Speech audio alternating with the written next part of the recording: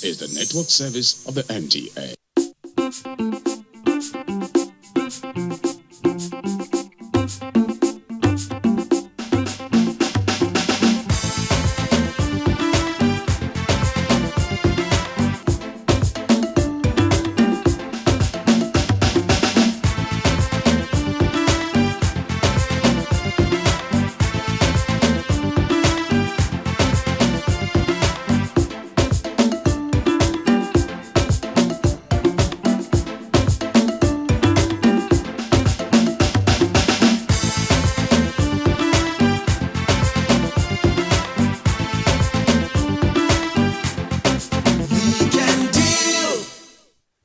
Electricity generation began in Nigeria in 1896, and in 1929 the electricity supply company was established. From that time up till now, Nigerians, our visitors, our special guests have enjoyed power generation at all levels.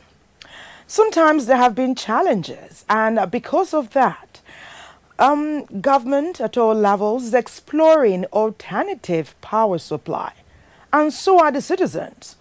We have indigents who are doing something we call community effort to ensure that they have power, and that's where solar and thermal and hybrid comes in. Today on the program, we'll be taking a close look at alternative power supply, especially with regard to rural electrification.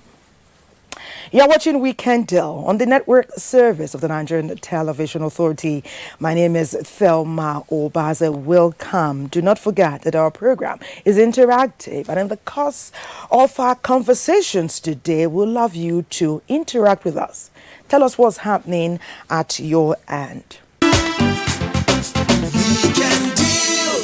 You are watching Weekend Deal, and it's always a pleasure to have your company, especially as we seek ways to forge ahead and build a country that will remain on the path of prosperity, progress, and development. We're talking about alternative power sources today, alternative power supply, and we're going nationwide to bring information about what is happening in different parts of our country. But first up, we often take off with an overview. Do not forget, our program is interactive. We want to hear your comments, especially as we'll have as a special guest today to tell us about alternative power supply sources and what's been done in Nigeria so far, the Honorable Minister of State Power, Godi Jedi Agba. But first off, our overview, and then we'll start our conversation. 50% of Nigeria's population is connected to the energy grid, while power supply difficulties are experienced around 60% of the time. At best, average daily power supply is estimated at 4 hours, although several days can go by without any power at all. Our erratic power supply results in more than $25 billion in annual losses to the economy. More than 60% of gross domestic product and 80% of Nigerian businesses cite electrification challenges as the most significant obstacles to doing business. Nigeria's inability to achieve stable power supply over the last few decades is a pointer to the fact that its over-reliance on gas and to a lesser extent hydroelectric power sources alone need to be reviewed.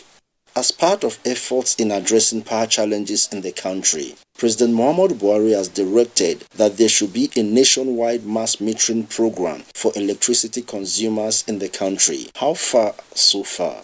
The directive was an initiative that was supposed to help clear some of the hurdles in the industry. You talk about power in the world, we're not getting it right. Those are part of the challenges in the industry, the metering problem. As we speak, we've not even metered up to 10% of the people in the industry. That's the reality.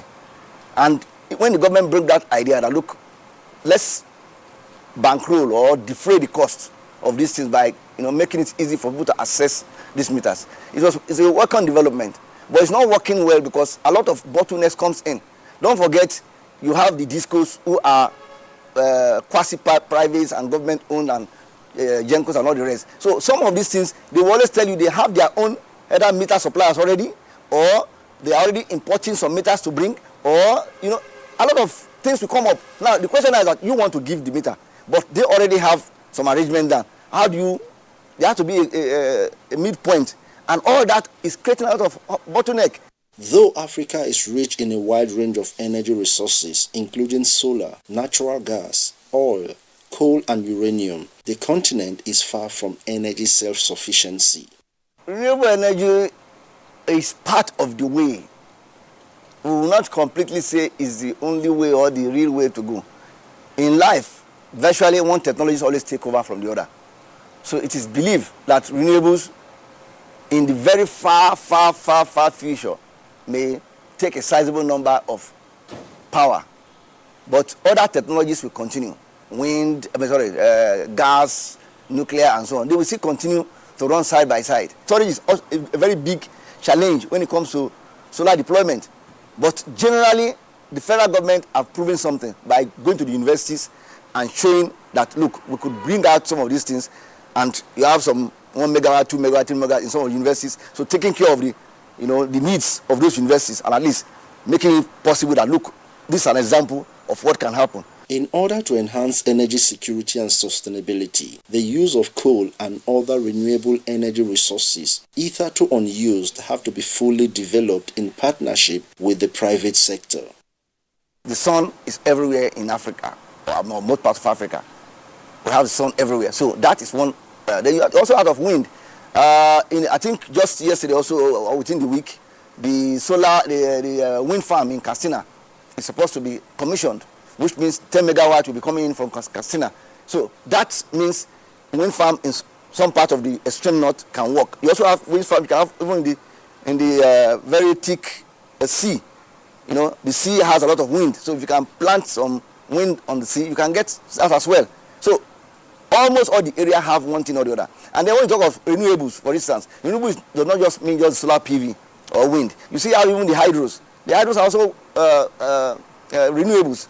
And you have a lot of areas where we can actually plant or construct dams, hydro dams all over the country. And there are even some that are even constructed that are not even fully completed, like in Onyu Dam in Osun State and so on. There are many that are constructed, but they were not concluded or completed. And there are some other ongoings, like Kashimbila, it's ongoing. Datinkowa and so on. All the ones are ongoing. And you have Zungeru also ongoing. And Mambila, that is here to even kick off. All these ones, there are many others like that, smaller ones. Some will just give you 1 megawatt, 10 megawatt, 5 megawatt. These ones are plenty all over the north. The difference is some of the state governors are not even there to start up some of these things. Our focus on Weekend Deal today is on renewable energy sources for the present and future, an alternative power supply for Nigeria. Thank you, our chief backgroundist, Francis Ogbe, aka producer par excellence. Yes, we've set the tone for our conversation. You, our viewer, is expected to contribute. Tell us what's happening on ground where you are. Let's meet and greet the Honorable Minister of State Power, Godi Jedi Agba. Honorable Minister. Good morning, ma'am, and thank you for having me. Fantastic. Great of you to be here at such a short notice. We know that's how important it is for you to ensure that alternate power supply is provided in many areas, especially the rural areas. Tell us about how's the journey been so far? Yeah, it's been great and hectic, but it's worth the while. We enjoy doing it because it affects the ordinary man. Yeah, alternative energy. Our aim, is, for now especially, is to electrify Nigeria one community at a time. That's why we're going to rural electrification. Rural, those are the areas that need more of this, areas where it's off-grid. There are some areas in this country that the grid doesn't get to. Those people deserve to be served as well. They're underserved or not served at all. Interesting. Those are the areas we are working hard to get into, and we've had great achievements in that area, I must say. Tell us about where you've been thus far and the impact you've made.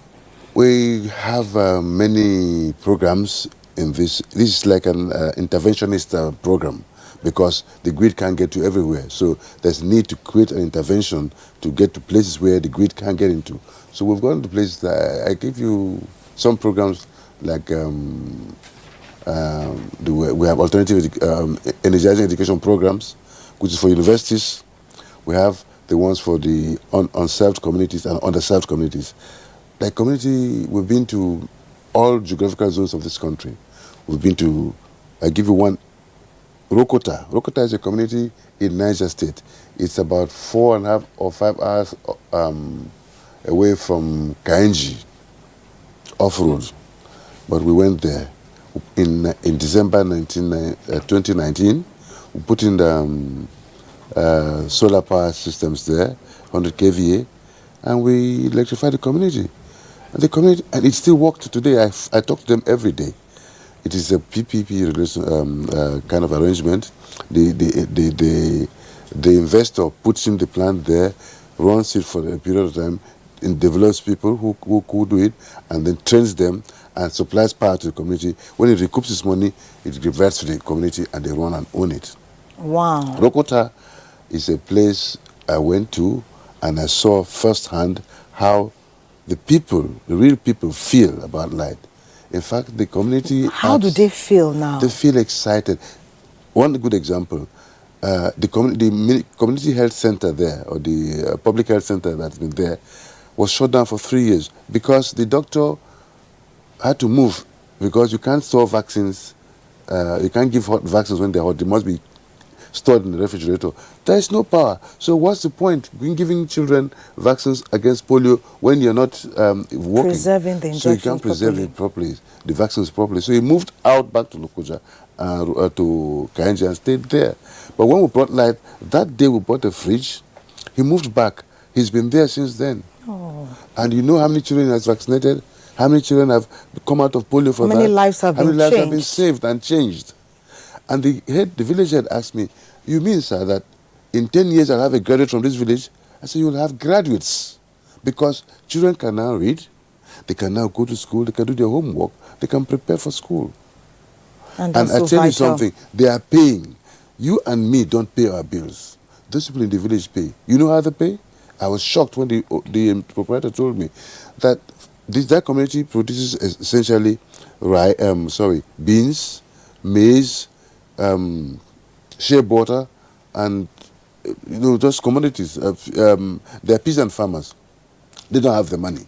What the women do is they grow a bag. If a bag of rice, for instance, says on the market day at 50 naira, for instance, she will take her bag of rice, a bag of beans, or corn, maize, and go to the proprietor and say, "Look, this bag is 30,000 naira or 50, right? Give me 30,000 naira worth of light." They give you credit for it. She loads, and the man takes on the market day. He says that 50,000 naira, which is the normal price. He makes his money and she has paid her bills. He's made profit as well. Wow, that's trade by barter. By barter, as it were. But it's working. It's been working for 2 years. I'm in touch with that community every other day. That's phenomenal. We phone in and say, "How is it going?" Good. We did that in that. We did it in Ebonyi. Ebonyi is a community called Akawoke. Akawoke community has been there, and they've never had light. They never thought of the day we launched it. There was no market. They've never had power. They never had. It's an off-grid As in since community. 1929. Yes, they live on their own. That day there was no market. You know, if you come from a village, you know what I mean. When there's the king says no market today, no school, no work, no hospital, nobody goes to anywhere. All of us go to that. They came to the community, to the center where the program was launched in thousands, and you could see on their faces joy, relief. How are they faring now? They're doing very well. That happened in December. We launched we commissioned the program in December last year. It's on. It is not broken down. The one that I told you about in Rokota has been on. There's not been a breach of power for 1 day. 24 hours power they have. You pay for what you get. For instance, you want only light bulbs. 5 light bulbs will give you. They will say, no. Give me television. Give me fan. 1 bulb. So you take a point for fan, a point for television, a point for lamp heads. You would think that they would not ask for that. They will say, no. Pan kappa. What about fan? What about television? What of my radio? Yes. So they can know more. They can know more. What is happening in the country. And they are very enthusiastic about it. And they all give thanks to President Muhammad Buhari, who initiated this project, who allowed us to go do these things for them. They are happy. I tell you, they are happy. I am happy that I do it. We're very excited to hear this. They are more happy than us. This basically is solar energy, isn't it? It is solar power. Yes. We've heard about hybrid. Yes. We're hearing about wind. Yes. And Are hydro, you also and hydro. on hydro? Are you also utilizing this? Yes, we did solar. Wind mill in Katsina. It launched recently. It's on. It's going to generate about 10 megawatts. The hydro. We have many hydros going on. We have the one in Gurara. We have Zungeru. We have in Kashimbila. Kashimbila is almost on. If Kashimbila comes on, it's going to give us light the whole of central Taraba and northern Cross River and Benue State, all that area. The whole of central Taraba has no lights. Most of it's off grid. So if we put on Kashimbila is the project is sited in Kashimbila is close to Takum. So the whole of that Taraba axis, it will link up to Yandev. Yandev is in where the Benue Cement Factory is. And then from there to Boko, and Boko to Northern Cross River. That's Benue State and Northern Cross River, and to link up to Abakaliki as well. So if we get at least power from the whole of central Taraba to the whole of Benue down to Northern Cross River. How long will this project take? Is it already ongoing? It's 97% done. We should commission it, but the president should commission it sometime this year, God willing. Interesting. Kashimbila is almost done. Interesting. That is... There's hope. We're bringing succor. You are listening, you are hearing. We want to hear your comments. Tell us what's happening at your end. We also hear that the Minister of State has also made impact in Edo. We hear about Bauchi. But at this point, let's talk about some challenges that our power supply faces. When we come back, we'll continue our conversation with the Honorable Minister of State for Power, Godi Jedi Agba. Don't go anywhere.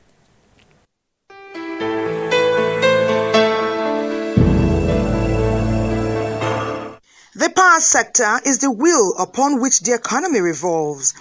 Power is the bedrock upon which the health sector, even the telecommunication.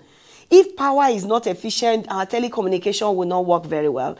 The education sector will be as backward, as antiquated, as we will not be technologically inclined in terms of educational access.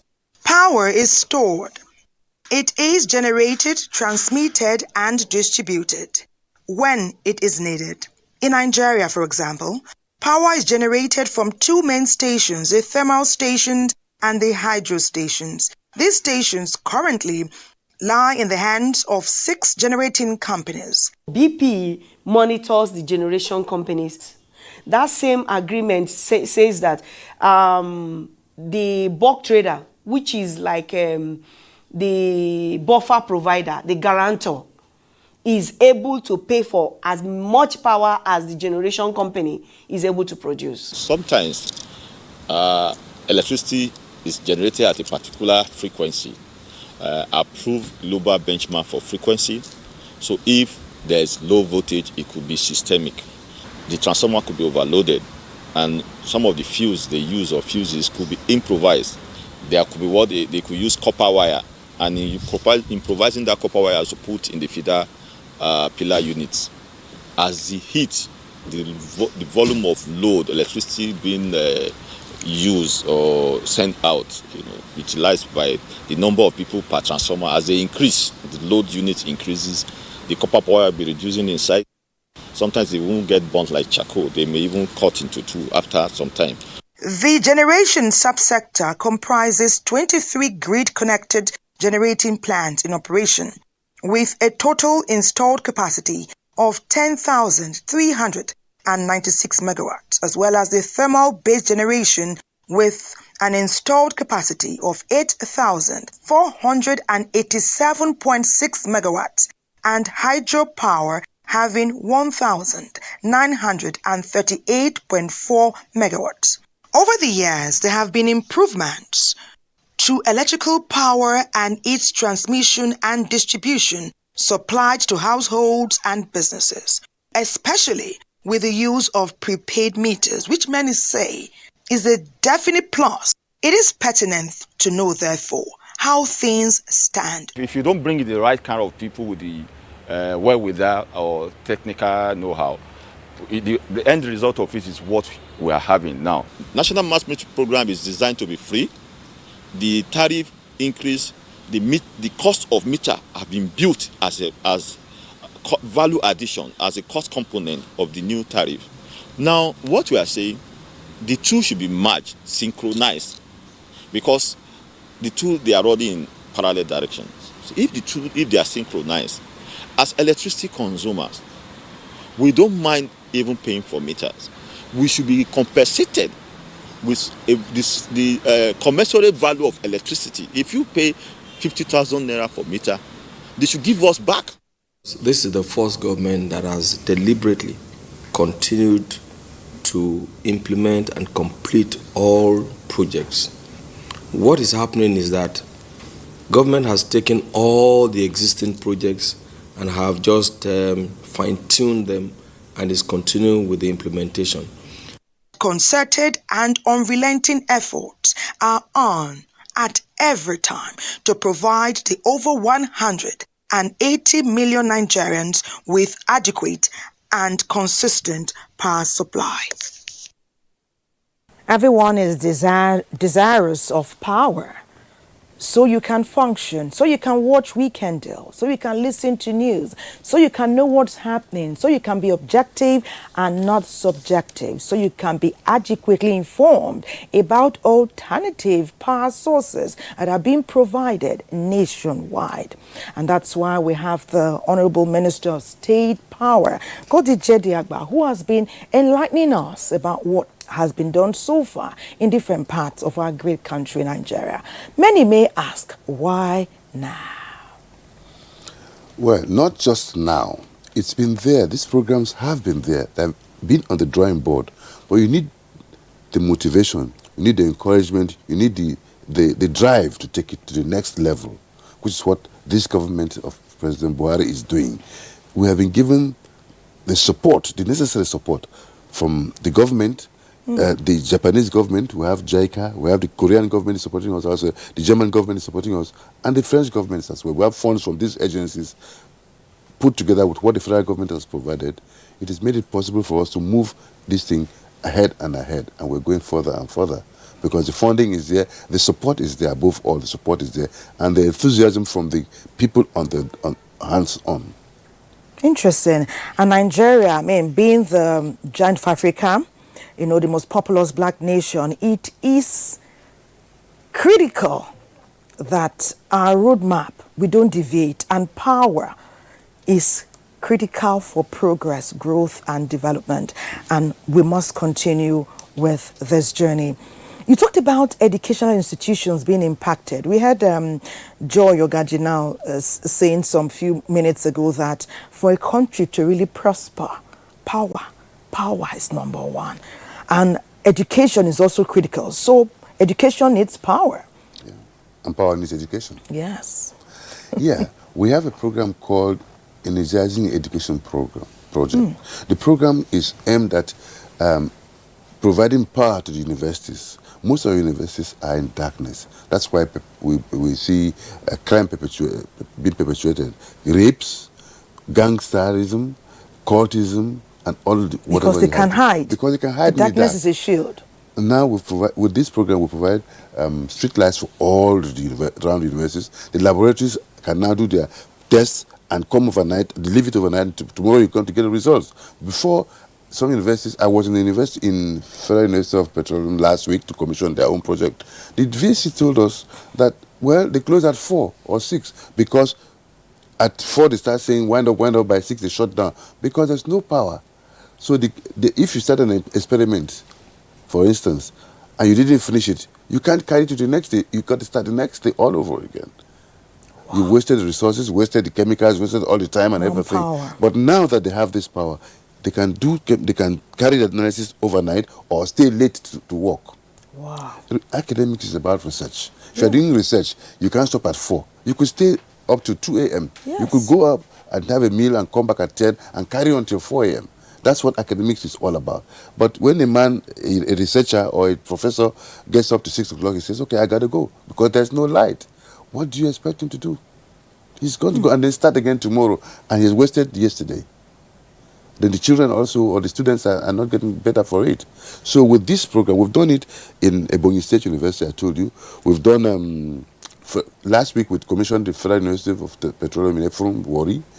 We've done Bauchi, 3 weeks ago we were in Bauchi, did Abu Katafa Balawa University.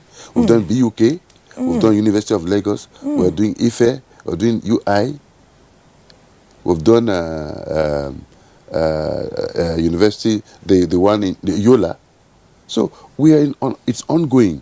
It's phase by phase and phase by phase. Gradually, we hope to be able to do it all. But for now, I can tell you certainly we've touched all the 6 geopolitical zones of the country, and we're going on the same fashion. Wow, this is interesting. Zone, yeah. I do know that you say you are focused on areas that they are off-grid, where they get little support or not at all. But it has become imperative that we exploit this avenue, even in the towns and cities. Yes, I agree, towns and cities, but they are served. These communities are underserved or not served at all. These people So they are must come off-grid. first. For the agency, which I oversee, the duty is rural electrification to supply off-grid communities, one community at a time. Wow.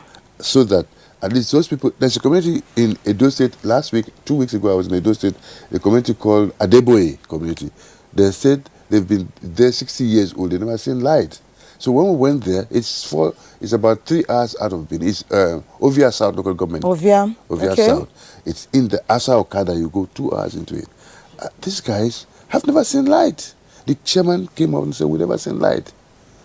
Everybody said we never seen light. And there's no lobbying involved. Nobody came to your office. Nobody sent a delegation. We sat down and looked at it, said, okay, we'll go here. We didn't even consult the governors to say, give us.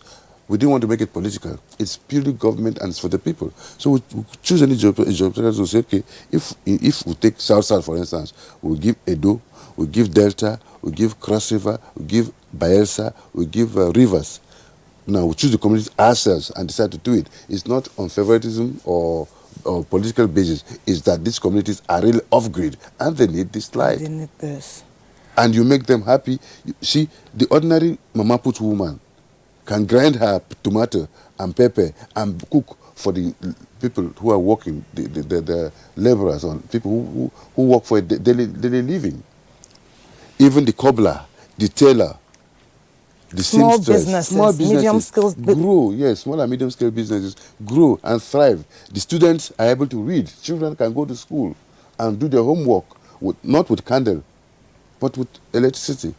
They can read and pass examinations. They can take education to the next level. They can invent. They can be innovative. They can do everything. Wow. Power This is is exciting to know. Power is life, actually. Power is life, indeed. Yeah. What is the feedback you are getting from these people? The communities are excited. They call every day. We're in touch with them. We have an liaison officer, and I speak to the people. Each time we put a project, I take it upon myself to call from time to time.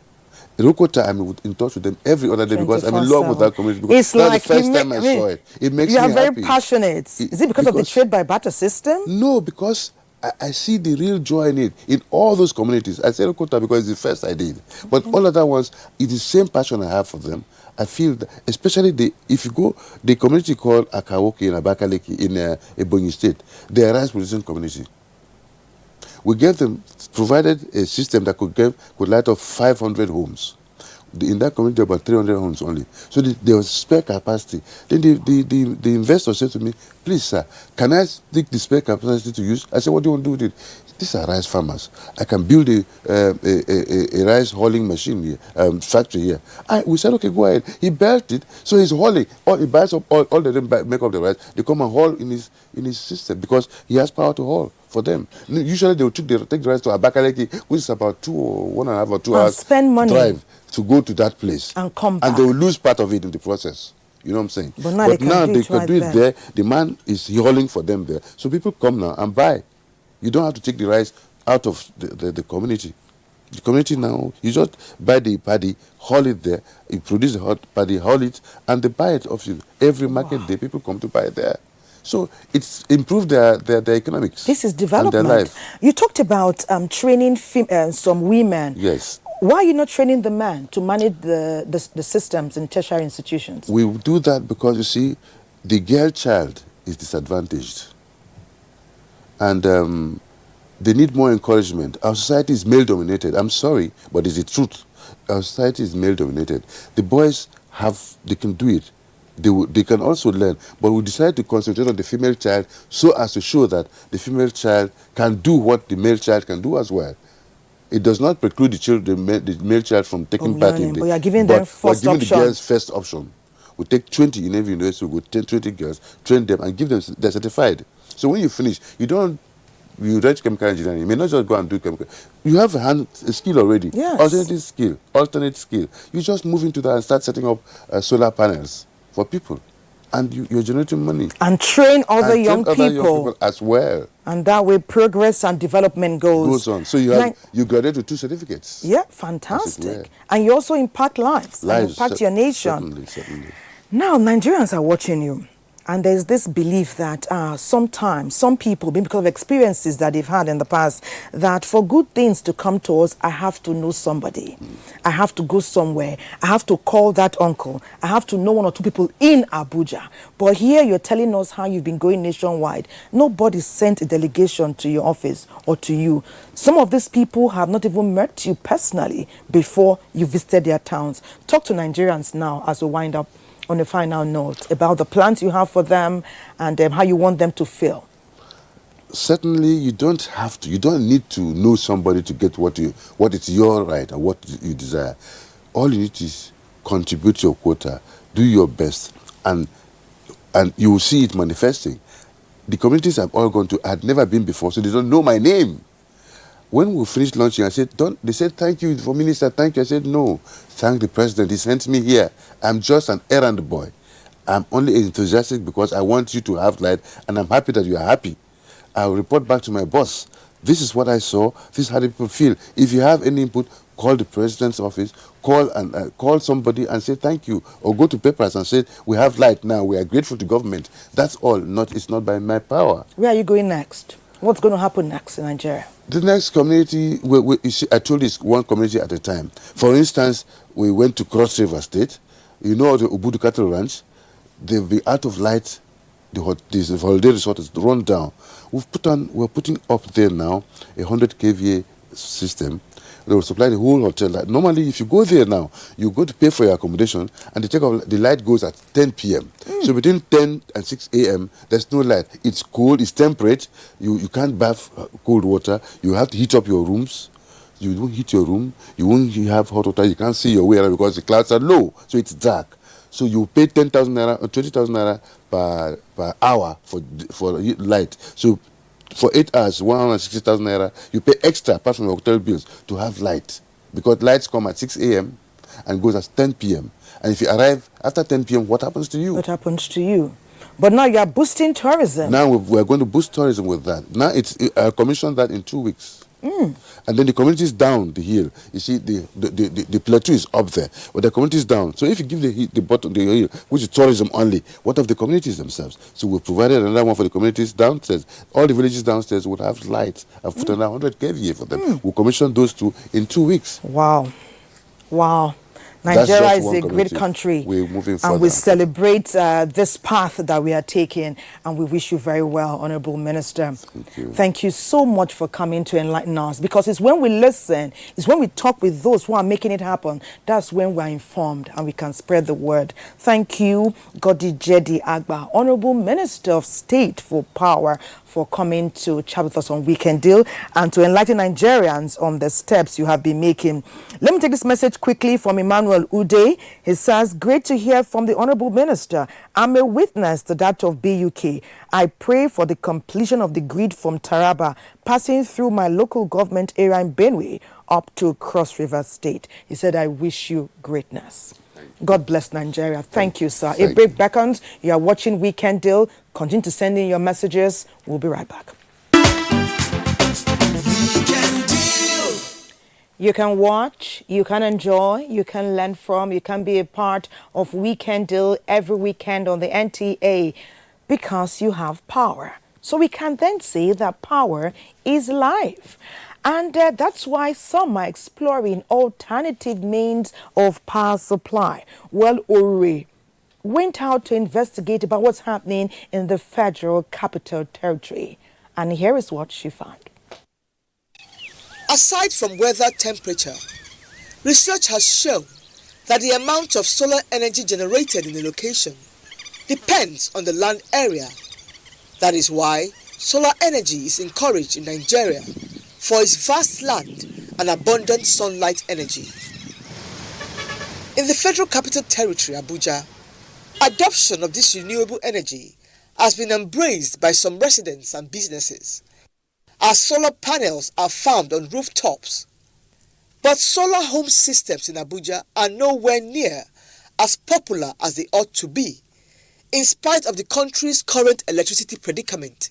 People are using it, but not the percentage is still low in my own side, because I know majority of them is lack of information or maybe lack of finance. So for the big men, the customer might decide to go for 10 batteries inverter, 20 batteries inverter, 15 batteries inverter. As depends on the capacity and load on that customer's house, because some we have like AC, fridge, deep freezer, but they might not want the AC connected. The solar panels, there is monocrystalline and there is polycrystalline. The only customers we sell poly to is like far north, like where I know the sun is stronger. But like Abuja, I know Abuja too is stronger mostly. All the customers here, we give them mono because of the advantage part of it. It is believed that affordability, credibility, and access are major constraints infringing on its scale. This notwithstanding, the application and usage of solar energy in Abuja is visible in small-scale lightings and electrification for barbing salons, viewing centers, hotels, and other electrical fittings. Residents in Abuja are probably not realizing the full potentials of solar house systems. But this renewable energy system has come to stay, as solar energy companies are propping up at every corner of the state. Wow, thank you, Uri Runsa from NTA Abuja. That was very enlightening. And it just so happens that we continue with that conversation. There's only one company at this time manufacturing and assembling renewable equipment for renewable energy. He is the man that you've been hearing about, the African Entrepreneur of the Year 2016. He's been in Forbes Africa twice, in 2016 and then again in 2020. Let's meet and welcome Suleiman Yusuf, CEO, Blue Camel Energy. Blue Camel, I can see your, I can see what you're wearing on your jacket. That's the Blue Camel. Yes, thank you. Do I look towards my door? Is there a Blue Camel going to walk in any moment now? Tell us about that. Thank you very much. It's a question I've often had to answer, even in international events. You designed it that way. You want to be asked what it's about. Exactly. So I want to spark something, on your head. So, but basically looking at the logo, you see three key components there. The blue there, actually represents the ocean energy, where power is generated from. The yellow sun there represents the sunlight, the solar radiation, and the camel represents the most important component of the renewable energy setup, which is the battery. The camel is known for carrying energy and resiliently, running. It's a resilient animal. Yeah. So is it Suleiman Yusuf that's resilient, or is it renewable energy you are bringing to the fore that is resilient, or is it a combination of both? Well, I think it's a combination of both, because for you to survive any industry in Nigeria, you have to be very resilient. So in the first place. Yeah. Tell us how vital and vibrant is this innovation and information you are bringing to the fore at this time. I know it's been there. You didn't just start. Yes, indeed. But why is it critical that more Nigerians hear about this now? Well, it's critical at this point because everywhere you go, everybody's crying for the cost of energy.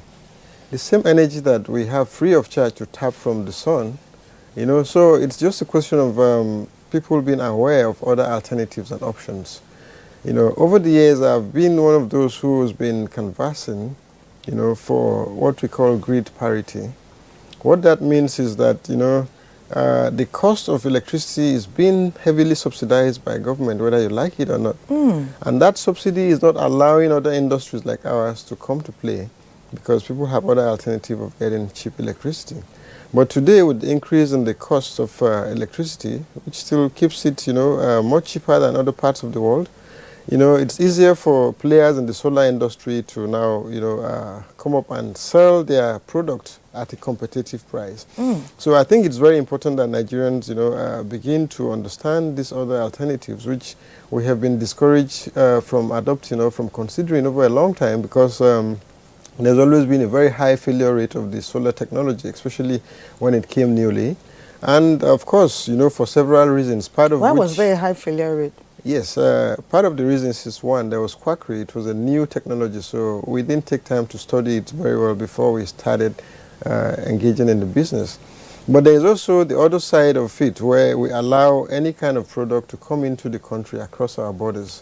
And you know, we know lots of products from Asia, you know, are substandard and they're allowed to come in. And some of our players locally here do not understand why these systems must work. They're just interested in making profit. So you discover that they're very fond of rebranding, you know, the components. And so what did you do differently? What we've done differently, three-dimensional actually. Number one, the issue of capacity building. We have set up a training academy in Kaduna. You know, and interestingly, I'll tell you about that. You know, the ease of doing business in Kaduna attracted us to set up a renewable energy training academy where we have trained over 300 young Nigerians on scholarship and partial scholarship. And we're actually, as we speak, training another 25 set of women engineers alone. You know, that's going to bridge the gap of quackery in the industry. That's not something that must be left to the government. The government is trying, but our population is shooting up much, much, much beyond what we, you know, envisaging or looking at this time. So we need to ramp up that, you know, effort. Secondly, what we've also decided to do is to set up a solar assembly plant and manufacturing, you know, in Kaduna. And how that helps us is that we know the components that we buy, and we could choose to buy components from different parts of the world and integrate it. So we are sure of what we are giving out to Nigerians. That's why over 18,000 units of solar street lamp heads that we have installed across the country, from Kaduna to Owerri to Jos Plateau State, we're now in Gombe. They're all locally assembled in our factory in Kaduna. Okay, you have done that. Now, how is that impacting power alternative sources thus far? Very good. If you go to state government by state government, for example, the cost of powering solar street lights, you know, runs into, you know, hundreds of millions on a monthly basis.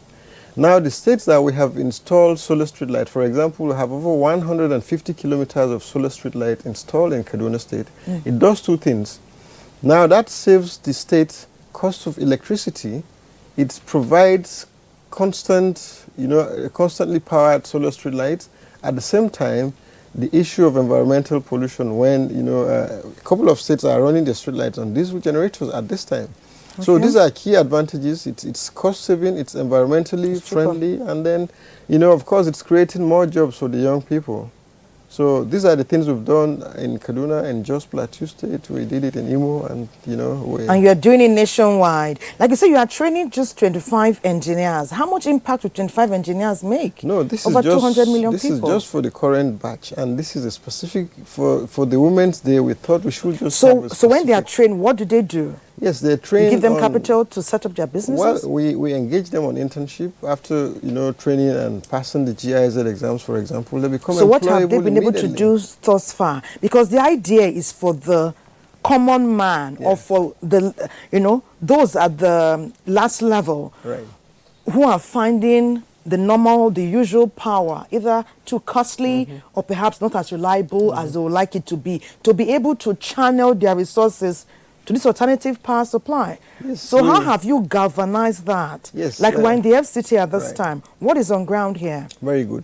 Over 300, and added to this current class that is ongoing, 325 candidates. No, beyond class, what has changed? Yes, they're engaging in internship.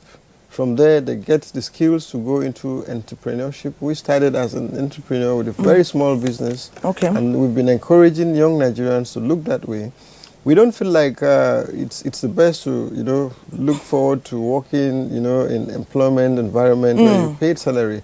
So you are changing the innovation landscape. You are changing the resource landscape. That's work and earn, innovate and earn, Exactly. change the FCT landscape and earn. Exactly. Okay, we'll go to Sokoto now. Let's talk about wind. Do you do wind as well? Yes, my first project in Abuja here, which is the first, off-grid apartment in Nigeria, it was launched 6 years ago, and we had wind turbines. Wind, fantastic. You tell us about that when we return. Sokoto now will tell us. Wind, Sokoto, take it away.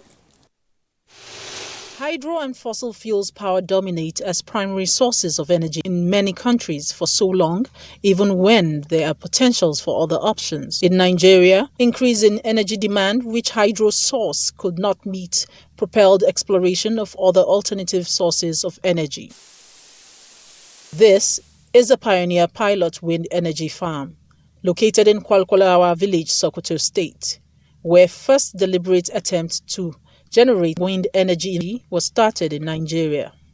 The pilot project at Kwalkwalawa village is 5 kilowatts, 2.5 plus 2.5. You can see there are 2 turbines there, which were installed in 1996. It was meant for 2 purposes.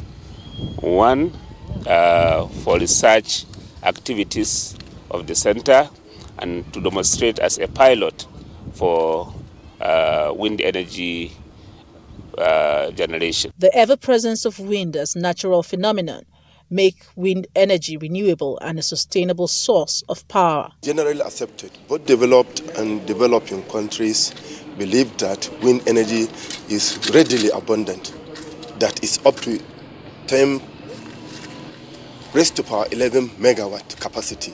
That is even more than the energy required in the whole world. It's not like the solar energy that is diurnal in nature. That is, in the first 12 hours of the day you have solar energy. In the remaining 12 hours of the day in the night there's no solar radiation. So wind energy is continuously present day and night for utilization. National power policy in Nigeria recommends energy mix, but hydro and fossils still constitutes more than 70% of the national grid. The only power generated to be generated from wind in the country is that 10 megawatt wind farm located in Katsina State at Lamarin. It may be completed this year. Wind energy technology is gaining prominence in a way that the federal government of Nigeria has now instituted a committee to come up with the possibilities to study, to identify potential site that 30 megawatt can be generated from these wind energy resources, and which Sokoto Energy Research Center here has been partner as a technical partners to actually come up with the identification of the site. We were involved, our attention was called, and the developmental activity has actually commences. And we are making contact with other partners in European countries how to supply this thing and come and make the installation at the selected area. Like all other alternative power sources, wind energy has its shortcomings, with the major challenge being the unpredictable nature of the wind. The wind energy is intermittent in nature. It can be present now, and the next moment it will not be there. And nobody can tell when it will be there and when it will not be there. So this has always been a challenge. That is why the data is very important for you to know which location is best suited for. It's not every location that you can actually install this wind energy system. Among African countries, South Africa is leading the way in wind energy investment. Nigeria, however, of all its vast potentials, not much has been done in wind energy development. The government should, as a matter of national policy, provide incentives that will bring the private investors into the wind energy generation, like it is happening in many of the African countries. To harness wind energy potential abound in Nigeria, more efforts should be done to address challenges towards effective implementation of its policies. Prominent among is adequate funding.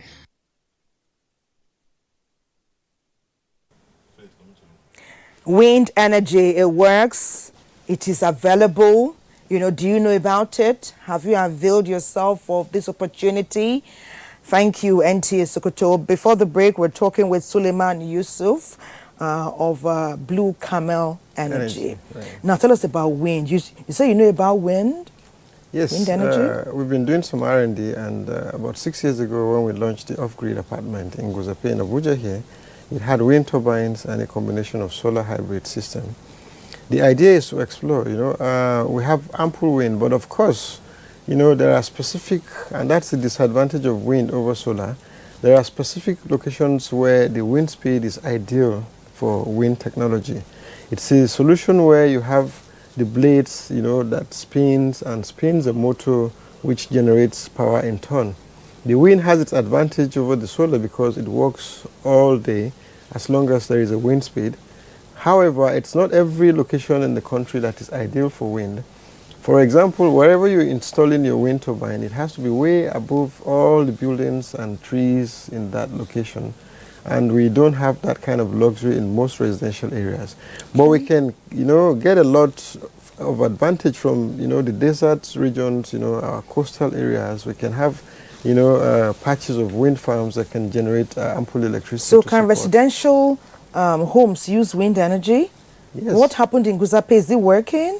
Well, it worked for a while, and then all of a sudden other buildings came and got taller than our building. So at that point, the wind speed was intercepted, and we weren't getting that much generation anymore. So we had to take it off to another location. But the idea of wind, unlike solar that can be on every rooftop in Nigeria, every home can have a solar solution. Even on moving vehicles, we've installed solar. Wind has to be installed on specific, locations. And, I think it's ideal that as a country we encourage, the R&D to develop the technology to harness the best we can from this, because we have specific regions with very good wind speed. Of course, it's capital intensive. The government needs to undertake or foot that research. You need to do a research to have a wind map of the country so we can know the regions and locations where it is ideal to tap from the wind technology. We are talking with Suleiman Yusuf. He's talking about renewable energy, solar, wind. Some people are asking for your contact. They say they want your number. Some say this is the time. Mangut Abenigo from Jos says, this is the time to explore and exploit alternative sources of energy. He's saying that electricity as it is now, it's becoming quite expensive for many Nigerians. So for now, solar has an advantage over wind. Solar is cheaper, more accessible. Well, I will say that, number one, the solar PVs are designed to work for the next 20-25 years without any maintenance other than cleaning. The wind turbines are mechanical, components that requires servicing and replacement of some of the replaceable parts, over time. So I will say the solar is where to go for Nigeria. And besides that, we're right at the equator, so we have one of the best solar radiation, in the globe. So that makes, us, be on advantage. But the way we are now, we can still exploit solar more. It seems that more people need to be more aware of the advantages. Of solar energy. Yes, I agree with you that more people need to be more aware, but also there has to be schemes that makes it easy for Nigerians to afford the solar technology. The capex for solar is usually on the high side. You're investing against the next 25 years, so you don't expect it to be cheap. But most Nigerians don't have that kind of money where you just bring it out and buy that solution at once. So we've been working, with the Central Bank of Nigeria, with the Bank of Industry, with commercial banks, to see how we can make these things more affordable to Nigerians by providing some kind of pay-as-you-go solution, so you can actually key into the solar and have 3 to 5 years to pay back. That will make it more accessible to more Nigerians. We do hope that works out. More Nigerians can avail themselves of power, of light, if they can come on board the solar. You have your normal electricity, then you have the solar as a support system, and eventually to make it more competitive, perhaps to drive the price of the normal electricity down a bit, because right now many say it is steep. You buy units and before you just glance at it and glance away, and you are seeing zero. I agree with you, but also note that, before now, because it's been absolutely almost free, we've been very careless in utilizing electricity. We don't. That's not the fault of the consumer. Energy efficiency. That's not the fault of the consumer who has to pay, out of pocket. No, I'm talking about the consumers now. Okay. You agree with me that there are several circumstances where you see people running air conditioners in rooms where they are not even staying or putting on their So they lights. must learn. They must learn to save electricity. Exactly. It doesn't have to be whether you're wealthy or not. Let us form the habit and tell our family and our friends to conserve power, to be respectful of power, especially so that it can also respect us. It's a mutual respect to respect. So you haven't mentioned wind and solar. There is one very important thing that we haven't mentioned yet. We're wrapping up our chat. Okay, do that's that quickly. The solar water heaters. Solar water heaters reduce household energy consumptions by about 25%. It means that the cost of electricity you pay, 25% of it goes into heating water. And we have alternative solutions that just converts the solar radiation into hot water. So for some reason, a lot of Nigerians are not adopting it. We've been pushing for this to be put as a law that if you build in a house in Nigeria, you must make the provision for solar water heaters. You mustn't install it at that time, but we've seen a lot of people who want to save energy by installing these water heaters, and already the house is built, tiled, you don't want to start breaking your walls. Okay. So if we can do that, that's going to save us a lot of energy which can be diverted to the industrial sector and manufacturing sector as well. We thank you very much, Suleiman Yusuf. It's been great chatting with you. We're learning a lot. Rome wasn't built in one day. Nigeria is on the path of prosperity and progress and development, and I'm sure we'll have you come chat with us again so we can be more abreast with what is happening and what can help us to progress and develop. Thank you very much. Let Blue Camel continue.